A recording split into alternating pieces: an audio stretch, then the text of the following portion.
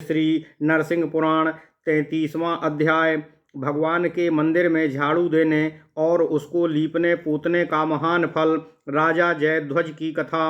ओम नमः शिवाय। ओम नमः शिवाय। राजोवाचो हरेरर्चा विधिं पुण्यां श्रोतुमिच्छामि तत्त्वतः त्वत्प्रसादाद्विशेषेण भगवान् प्रब्रवीहि मे।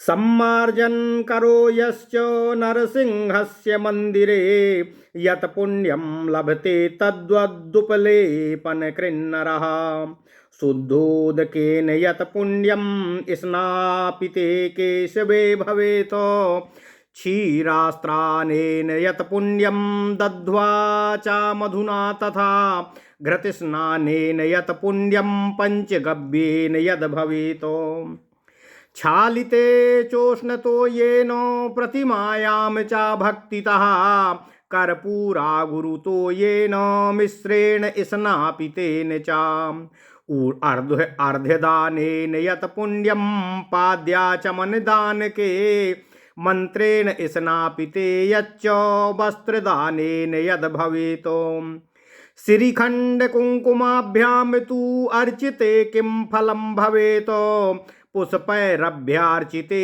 यच्च यत् फलं धूपदीपयो नैवेद्यैर्यत् फलं प्रोक्तं प्रदक्षिण कृते तु यत् नमस्कार कृते यच्च फलं यस्त्रोत्रगीतयोः तालव्रन्त प्रदानेन चामरस्य च यद् भवेत् ध्वज प्रदाने यद्विष्णु शङ्खदानेन यद् भवेत् एतच्चान्यच्च यत् किञ्चिदज्ञानात्र प्रचोदितं तत्सर्वं कथय ब्रह्मन् भक्तस्य मम केशवे। सूतवाचो इति सम्प्रेरितो विप्रस्तेन राज्ञा भृगुस्तदा मार्कण्डेयं नियुज्याथ कथने सागतो मुनिः सोऽपि तस्मिन् मुदा युक्तो हरिभक्त्या विशेषतः राज्ञे प्रवक्रुमारेभ्ये भृगुणा चोदिते मुनिः। मार्कण्डेयोवाच राजपुत्रं शृणुष्वेदं हरिपूजा विधिं क्रमात् विष्णुभक्तस्य वक्ष्यामि तवाहं पाण्डुवंशज नरसिंहस्य नित्यं च यः सम्मार्जनमारभेत नरसिंहस्य नित्यं च यः सम्मार्जनमारभेत सर्वपाप विनिर्मुक्तो विष्णुलोके सामोदिते गोमयेन मृदातोयैर्यः करोत्युपलेपनं सः चाक्षय फलं प्राप्य विष्णुलोके महीयते। अत्रार्थे यत् पुरा वृत्तमितिहासं पुरातनं यच्छ्रुत्वा सर्वपापेभ्यो मुक्तिर्भवति सत्तमः। पुरा युधिष्ठिरो राजा पंचभिर्भ्रातृभिर्युतः द्रौपदा सह राजेन्द्र काननं विचचारः। ओम नमः शिवाय। ओम नमः शिवाय। ओम नमः शिवाय। सूर्यकंटक निष्क्रांतास्ततास्ते पंच पांडवः नारदोऽपि गतो नाकं जुष्टेदं तीर्थमुत्तमं ततो युधिष्ठिरो राजा प्रस्थितस्तीर्थमुत्तमं दर्शनं मुनिमुख्यस्य तीर्थधर्मोपदेशिनः चिन्तयति च धर्मात्मा क्रोधपैशून्यवर्जितः दानवो बहुरोमा च तथा स्थूलशिरा नृपः पाण्डवान् गच्छतो वीक्ष्य दानवो द्रौपदीच्छया कृत्वा भूपमुनेरूपं बहुरोमागतस्तदा प्रणिधानं विधायात आसीनः कुशविष्टरे बिभ्रतकमण्डलुं पार्श्वे दर्भसूचीं च तथा करे। ओम नमः शिवाय। अक्षमाला जपन मंत्रं स्वनासाग्रम निरीक्षयन् सह दृष्टः पाण्डवैस्तत्र रेवायां वचनारिभिः ततो युधिष्ठिरो राजा तं प्रणम्य सहानुजः जगाद वचनं दृष्ट्वा भाग्येनासी महामुने तीर्थानि रुद्रदेहाया तीर्थानि रुद्रदेहाया सुगोप्यानि निवेदय मुनीनां दर्शनं नाथ श्रुतं धर्मोपदेशकं यावन् मुनिमुवाचेदं धर्मपुत्रो युधिष्ठिरः तावत् स्थूलशिराः प्राप्तो मुनिरूपोधरो परः जल्पनित्यापुतुरं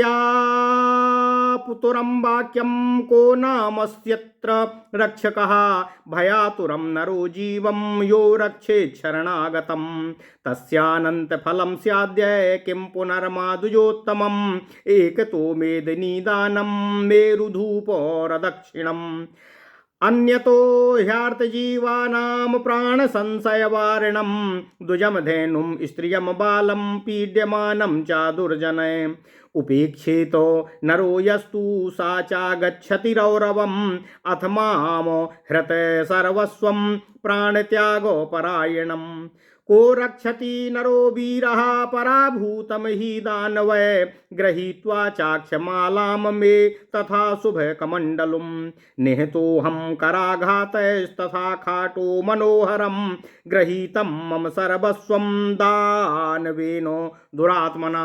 ओम नमः शिवाय। इत्याकर्ण्यवचः क्लीबं पाण्डवा जात संप्रभाः इत्याकर्ण्यवचः क्लीबं पाण्डवा जात संभ्रमाः यान्ति रोमाञ्चिता भूयो विधायाग्निं चातुं मुनिं विमुच्य द्रौपदीं तत्र मुनिः पार्श्वे महात्मनः ततो दूरोतरं प्राप्ता सरम्भाते च पाण्डवाः ततो युधिष्ठिरो वोचत् किं च नो नात्र दृश्यते कृष्ण संरक्षणार्थाय अव्रजव्यावर्त्य चार्जुनः ततोऽर्जुनो विनिष्क्रान्तो बन्धुवाक्य प्रणोदितः ततो युधिष्ठिरो राजा सत्यां वाचं कल्पयतो निरीक्ष्य मण्डलं भानोस्तदा सुगहने वने मम सत्याच्च सुकृतादो धर्म संभाषणात् प्रभु तथ्यं संसन्तु त्रिदिशा मम संशयभाजिनः ततोऽम्बरे भवद्वाणी तदा भूपा शरीरिणः दानवोऽयं महाराजो मुनिः स्थूलशिरः स्थितः नासावुपद्रुताक्रेनो मायैसास्य दुरात्मना ततो भीमः कराघातैर्नश्यमानं हि दानवम् असम्भात कुपितोत्यर्थं मौलिदेशे जघानतम् सोऽपि रूपं निजं प्राप्य रौद्रं भीममताडयत तत्र युद्धं प्रव्रते दारुणं भीमदैत्ययोः कष्टद्वाभञ्ज भीमोऽपि तस्य स्थूलं शिरोवने अर्जुनोऽपि समायातो नैव पश्यति तं मुनिं तथा च द्रौपदीं भूयः साध्वीं कान्तां च वल्लभाम ततो वृक्षं समारुह्य यावत् पश्यति चार्जुनः तावद्विधाय ताम स्कन्धे शीघ्रं धावति दानवः संहृता याति दुष्टेन रुदति कुररीत यथा कुर्वती भीमेति धर्मपुत्रेति वादिनी ताम दृष्ट्वा सा ययौ वीरः शब्दय सन्नादयन् दिशः। ओम नमः शिवाय। ओम नमः शिवाय। ओम नमः शिवाय। ओम नमो भगवते वासुदेवाय। ओम देवकी सुत गोविंद वासुदेव जगतपते देहि मे तनियं कृष्ण त्वाम अहं शरणं गता पादन्यासोरुवेगेन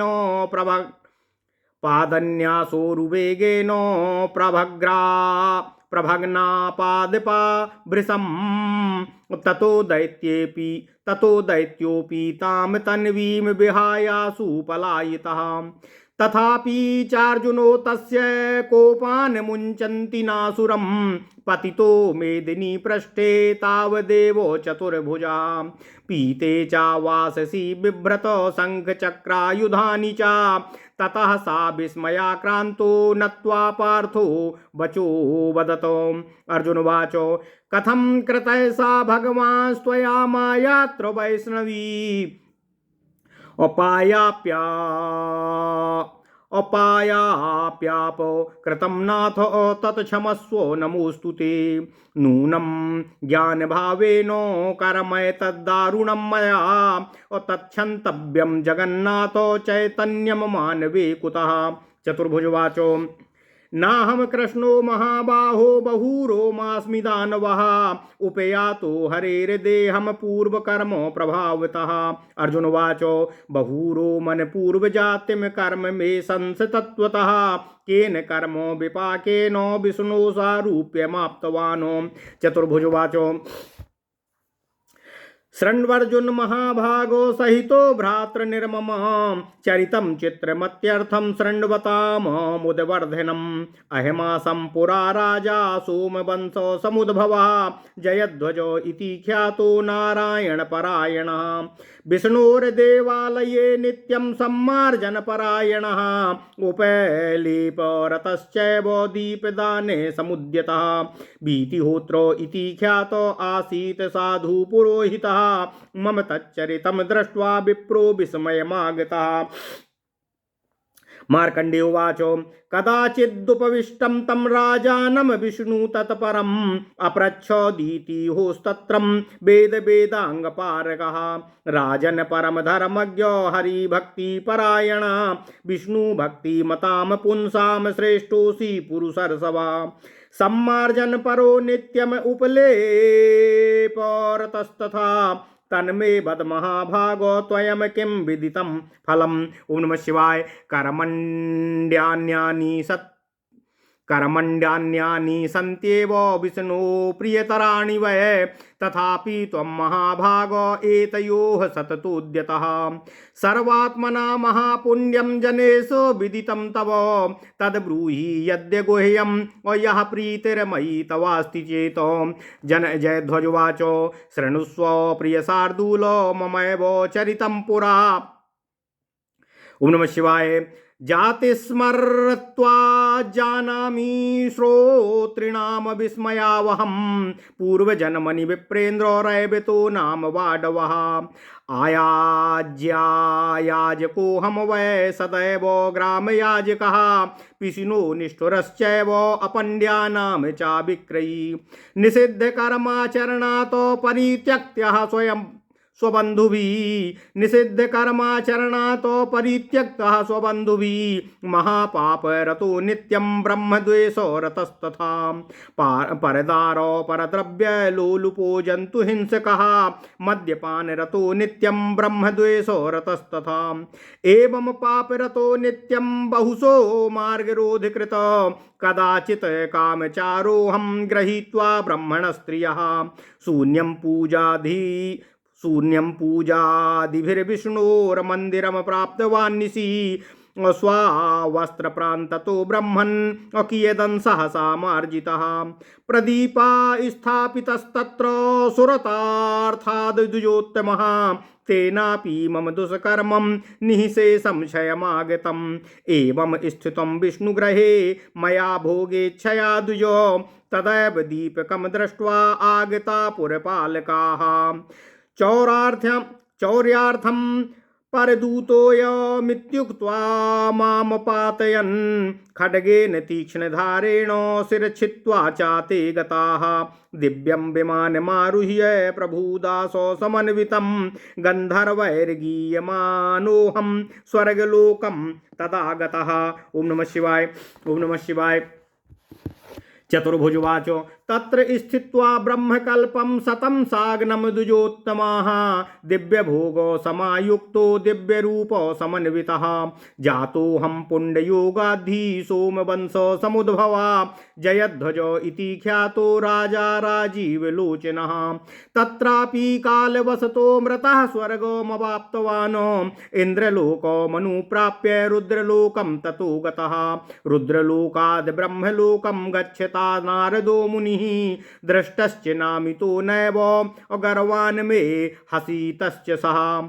कुपितः सप्तवान् मां सा राक्षसो भव भूपते इति शापं समाकर्ण्यं दत्तं तेन दुजन्मनाः। प्रसादितो मया भूपो प्रसादं कृतवान् मुनिः यदा रेवामठे राजन् धर्मपुत्रस्य धीमतः। भार्यापहारं नयतः शाप मोक्षो भविष्यति असोऽहमर्जुन भूपाल धर्मपुत्र युधिष्ठिरः विष्णु सारूप्य विष्णु सारूप्यम गमम यामि वैकुंठमद्य वै। मार्कंडेय उवाच इत्युक्त्वा गरुडारूढ़ो धर्मपुत्रस्य पश्यतः गतवान् विष्णुभवनं यत्र विष्णुश्रिया सह सम्मार्जनोपलेपाभ्यां महिमा तेन वर्णितः। अवसेनापि यत् कर्मं कृत्वे मां श्रियमागतः भक्तिमद्भिः प्रशान्तश्च किं पुनः सम्यगर्चनातो। सूतवाच मार्कण्डेय वचः श्रुत्वा पाण्डुवंश समुद्भवः सहस्रानीक भूपालो हरिपूजारतो भवतो। तस्मात् शृणुत विप्रेन्द्र देवो नारायणो व्ययः ज्ञानतो वापि पूजकानां विमुक्तिदः।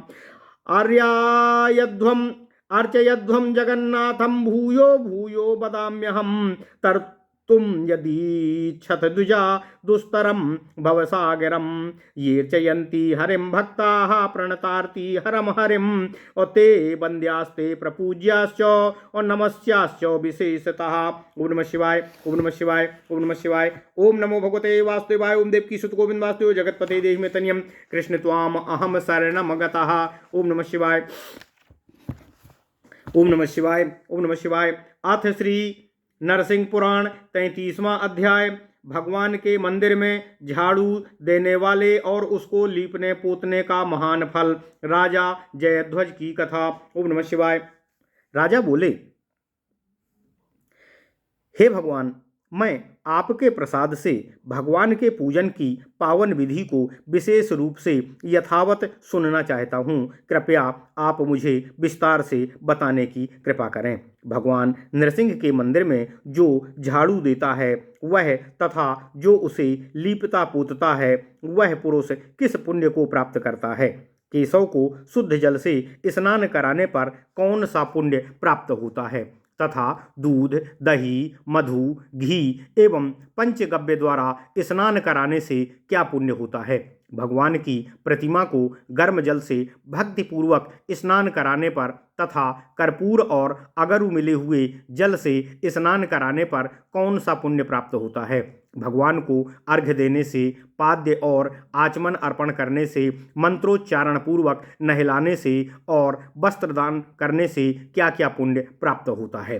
चंदन और केसर द्वारा पूजा करने पर तथा फूलों से पूजा करने पर क्या फल प्राप्त होता है तथा धूप और दीप देने का क्या फल होता है? नैवेद्य निवेदन करने का और प्रदक्षिणा करने का क्या फल होता है? इसी प्रकार नमस्कार करने से एवं स्तुति और यशोगान करने से कौन सा फल प्राप्त होता है? भगवान विष्णु के लिए पंखा दान करने, चंवर दान करने, ध्वजा का दान करने और शंख दान करने से क्या फल होता है? हे ब्राह्मण, मैंने जो कुछ पूछा है वह तथा अज्ञानवश मैंने जो कुछ नहीं पूछा है वह सब भी मुझसे कहने की कृपा करें, क्योंकि भगवान श्रीहरि केशव के प्रति मेरी हार्दिक भक्ति है।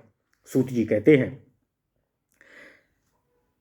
हे भरद्वाज जी, राजा के इस प्रकार पूछने पर वे ब्रह्मर्षि भृगु मुनि मार्कंडेय जी को उत्तर देने के लिए नियुक्त करके स्वयं चले गए। भृगु जी की प्रेरणा से मुनिवर मार्कंडेय जी ने राजा पर उनकी हरिभक्ति से विशेष प्रसन्न होकर उनके प्रति इस प्रकार कहना आरंभ किया। मार्कंडेय जी बोले, हे पांडुकुल नंदन राजकुमार सहस्त्रानीक, हे पांडुकुल नंदन राजकुमार सहस्त्रानीक, भगवान श्रीहरि विष्णु की इस पूजा विधि को मैं क्रमशः तुमसे कहता हूँ, तुम इसे सुनो। तुम विष्णु के भक्त हो, अतः मैं तुम्हें वह सब बताऊंगा जो भगवान श्रीहरि विष्णु श्रीहरि नरसिंह के मंदिर में नित्य झाड़ू लगाता है वह सब पापों से मुक्त होकर विष्णु लोक को आनंदित हो प्राप्त होता है। जो गोबर, मिट्टी तथा जल से वहाँ की भूमि को लीपता है वह अक्षय फल प्राप्त करके भगवान श्रीहरि विष्णु जी के लोक में प्रतिष्ठित होता है। सप्तम, हे सप्तम, इस विषय में एक प्राचीन सत्य इतिहास है जिसे सुनकर सब पापों से मुक्ति मिल जाती है। हे राजेंद्र सहस्त्रानीक, पूर्व काल में राजा युधिष्ठिर द्रौपदी तथा अपने 5 भाइयों के साथ वन में विचरण करते थे। घूमते हुए पांचों पांडव शूल और कंटकमय मार्ग को पार करके एक उत्तम तीर्थ की ओर प्रस्थित हुए। उसके पहले भगवान नारद जी भी उस उत्तम तीर्थ का सेवन करके स्वर्गलोक को लौट गए थे। क्रोध और पिशुनता से रहित धर्मात्मा राजा युधिष्ठिर उस उत्तम तीर्थ की ओर प्रस्थान करके तीर्थ धर्म का उपदेश करने वाले किसी मुनिवर के दर्शन की बात सोच रहे थे। इसी बीच में बहुरोमा तथा स्थूल सिरा नामक दानव वहां आए। हे भूपाल, पांडवों को जाते देख द्रौपदी का अपहरण करने की इच्छा से बहुरोमा नामक दानव मुनि का रूप धारण करके वहां आया। वह कुश के आसन पर बैठकर ध्यान मग्न हो गया। उसके पार्श्व में कमंडलू था और हाथ में उसने कुश की पवित्री पहन रखी थी। वह नासिका के अग्रभाग का अवलोकन करता हुआ रुद्राक्ष की माला से मंत्र जप कर रहा था। नर्मदा नदी के तटवर्ती वन में भ्रमण करते हुए पांडवों ने वहां उसे देखा। उसके बाद उसे देखकर राजा युधिष्ठिर ने भाइयों सहित प्रणाम करके उसने यह बात कही, हे महामुने, भाग्य से आप यहाँ विद्यमान हैं। इस रुद्रदेहा अर्थात रेवा के समीपवर्ती परम गोपनीय तीर्थों को हमें बताइए।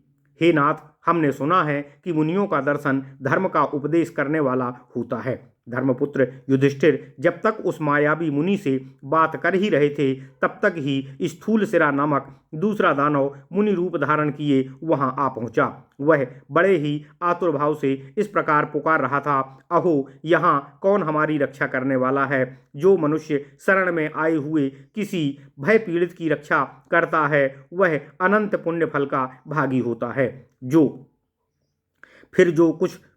जो मुझ उत्तम ब्राह्मण की रक्षा करेगा, उसके पुण्य फल का तो कहना ही क्या है। एक ओर मेरु पर्वत की दक्षिणा पूर्वक संपूर्ण पृथ्वी का दान और दूसरी ओर पीड़ित प्राणियों के प्राण संकट का निवारण, दोनों ही बराबर हैं। जो पुरुष दुष्टों द्वारा सताए जाते हुए ब्राह्मण, गौ, स्त्री और बालकों की उपेक्षा करता है, वह रौरव नरक में पड़ता है। मेरा सर्वस्व लूट लिया गया है। मैं दानवों से अपमानित होकर प्राण त्याग देने को उद्यत हूँ। इस समय कौन ऐसा वीर पुरुष है जो मेरी रक्षा का भार उठा सके, जो मेरी रक्षा कर सके?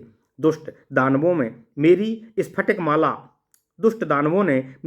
स्फटिक की माला, सुंदर कमंडल और मनोहर खाट छीनकर मुझे थप्पड़ों से मारा है और मेरा सर्वस्व लूट लिया है। इस प्रकार से कातर वचन सुनकर पांडव हड़बड़ा गए। वे रोमांचित हो आग जलाकर उस मुनि के पीछे चले। द्रौपदी को उन लोगों ने पहले वाले महात्मा मुनि के पास ही छोड़ दिया और स्वयं रोष से भरकर वहां से बहुत दूर निकल गए। तदनंतर युधिष्ठिर ने कहा, हमें तो यहाँ कुछ भी दिखाई नहीं देता है। हे अर्जुन, तुम द्रौपदी की रक्षा के लिए यहाँ से वापस लौट जाओ। तब भाइयों के वचन से प्रेरित होकर अर्जुन वहां से चल दिए। हे राजन सहस्त्रानीक जी, फिर राजा युधिष्ठिर ने उस गहन वन के भीतर सूर्यमंडल की ओर देखकर यह सत्य सत्य वचन कहा, मेरी सत्यवादिता, पुण्यकर्म तथा धर्मपूर्वक भाषण करने से संतुष्ट होकर देवगण संशय में पड़े हुए मुझको सत्य बात बतलाने की कृपा करें। राजन, युधिष्ठिर के यूं कहने पर आकाश में इस प्रकार का शब्द हुआ, यद्यपि वहां बोलने वाला कोई व्यक्ति उपस्थित नहीं था। हे महाराज, यह जो आपके पास खड़ा है वह मुनि नहीं है, दानव है। स्थूल सिरा नामक मुनि तो सुखपूर्वक है, उन पर किसी के द्वारा कोई उपद्रव नहीं है। यह तो उस दुष्ट की माया है। तब भीम ने अत्यंत क्रोध से युक्त हो उस भागते हुए दानों के मस्तक पर बड़े वेग से मुष्टि प्रहार किया। फिर तो दानों ने भी अपना रौद्र रूप धारण किया और भीम को मुक्का मारा। इस प्रकार भीम और दानों में वहां दारुण संग्राम छिड़ गया। भीम ने उस वन में बड़े कष्ट से उसके स्थूल मस्तक का छेदन कर दिया। इधर अर्जुन भी जब मुनि के आश्रम पर पहुंचे, तब वहां उन्हें ना तो वह मुनि दिखाई दिया और ना ही प्राणप्रिया साध्वी भार्या द्रौपदी ही वहां दिखाई पड़ी। तब अर्जुन ने वृक्ष पर चढ़कर ज्यों ही उधर उधर दृष्टि डाली, त्यों ही देखा कि एक दानव द्रौपदी को अपने कंधे पर बिठाकर बड़ी शीघ्रता से भागा जा रहा है। और उस दुष्ट के द्वारा हरी गई द्रौपदी कुररी की भांति हा धर्मपुत्र, हा भीम इत्यादि रटती हुई विलाप कर रही है। द्रौपदी को इस अवस्था में देखकर वीर अर्जुन अपनी आवाज से दिशाओं को गुंजाते हुए प्रस्थान किए। उस समय उनके बड़े वेग से पैर रखने के कारण अनेकानेक वृक्ष गिर गए। तब वह दैत्य भी उस तनवंगी को छोड़कर अकेला ही वेग से भाग गया।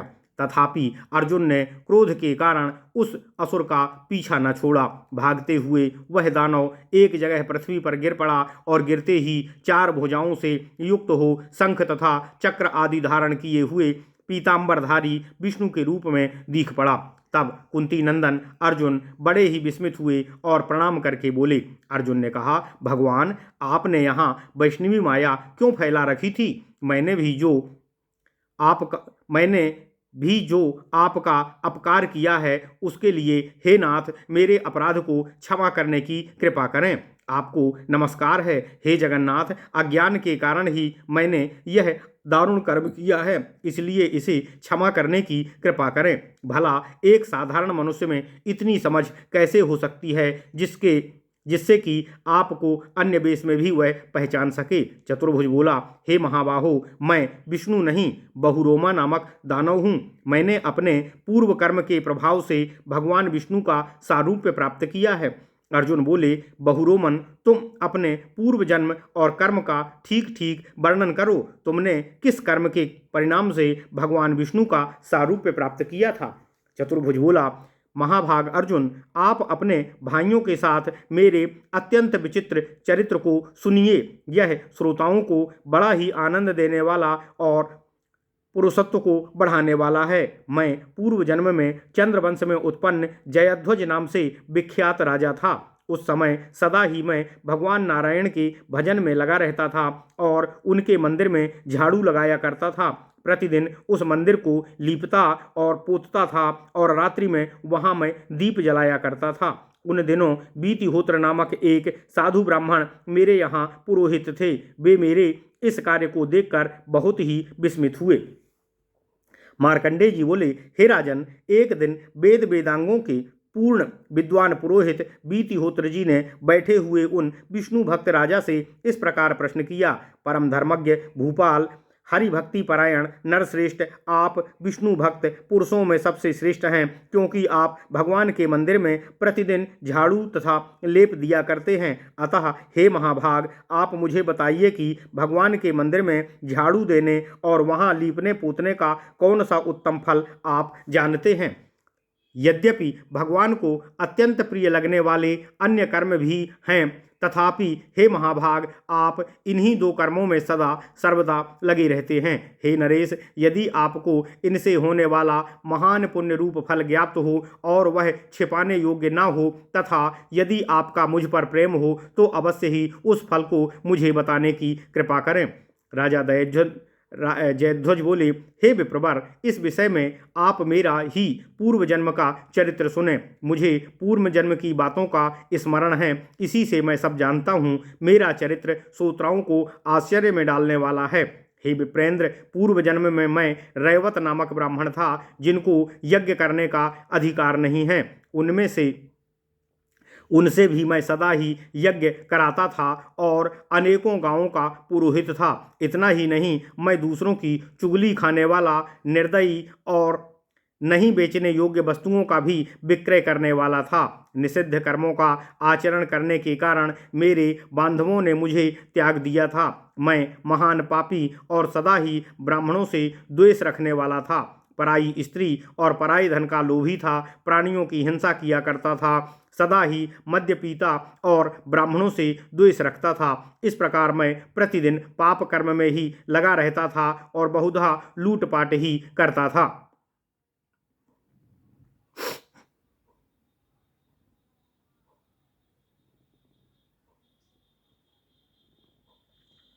एक दिन रात में स्वेच्छाचारिता के कारण मैं कुछ ब्राह्मण पत्नियों का